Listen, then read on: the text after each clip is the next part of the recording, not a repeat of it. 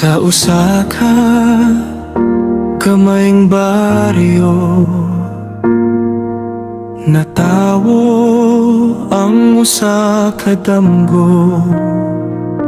Dili pinaagi sa kadagaya, kundili pinaagi sa pagtuo ug pagtinabangay. Nagsugod sa pipila lamang ka maguma, Apan adunay usa ka dako nga pangandoy, nga mausab ang kinabuhi sa matag pamilya.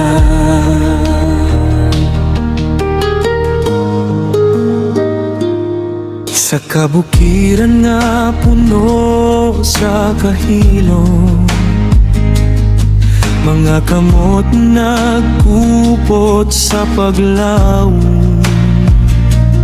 Bisan walay kasiguruhan, nagpadayo ng pagpaningkamot. Kahoy ug lubi among kauban sa init ug sa ulan. Mga damgo nga gipugas sa yuta nga among gihigugma. Daghang luhang nahulog, daghang gabi nga walay tulog. Apan wala gayud mi mohunong, kayang paglaom among kusog.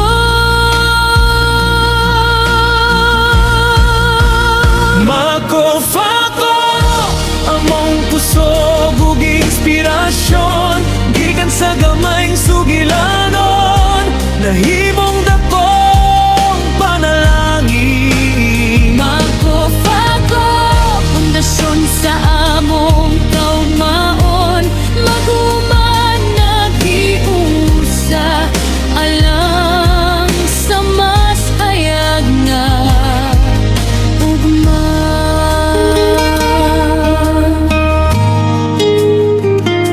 Usa ka damgo, Nahimong kooperatiba, usa ka ideya, nahimong pamilya. mga miyembro nagtinabanggay, walay biyaan sa kalistanan. Ang gugma sa pag-alagad, nahimong among kinabuhi. Nagtukod kami og farmhouse, pulunganan sa paglaom, lugar sa pagkat-on ug panaghiusa sa katawhan. Miato ang PCA, nagdala og bag-ong kahigayunan. Isipipe, chepe, Bagong paglaom sa kaumahan. Magkofako ang tingog sa maguma, sa matag lubi nga among gitamnan, adunay kaubaw nga gihandog. Organiko ko tuyo, among garbo sa kalibutan, kusisang ug daghan pa. Gikan sa gugma ug kalidad, bisan kapoy madayon gihapon. Bisan lisod, pagtinabanggay gihapon.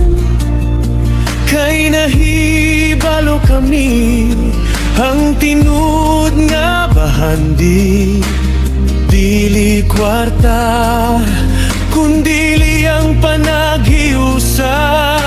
Ang among mga anak makakita sa among paningkamot. Ang among kaliwat magpasalamat sa among sakripisyo. Dili na kami mahadlok, kayang Diyos nagubang ka namo.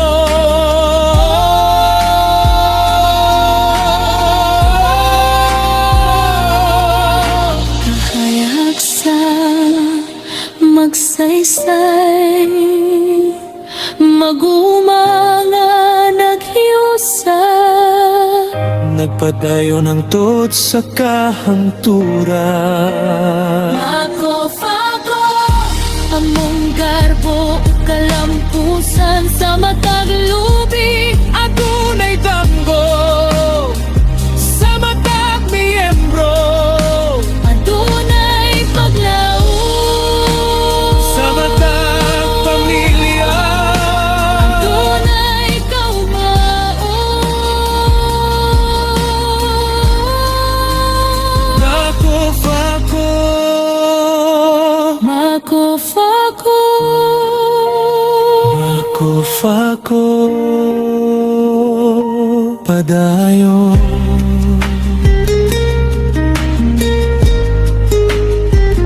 Bisan diin kami mo ato, dala na mo ang among gigikanan, ang among sugilanon. nagsugod sa gamay, apan pinaagi sa pagtuo. Pagkahiusan, Ugugma sa palagay. nahimo kaming usa ka kusgan nga pamilya. Magsaysay coconut farmer sa agrikultur. Puberty.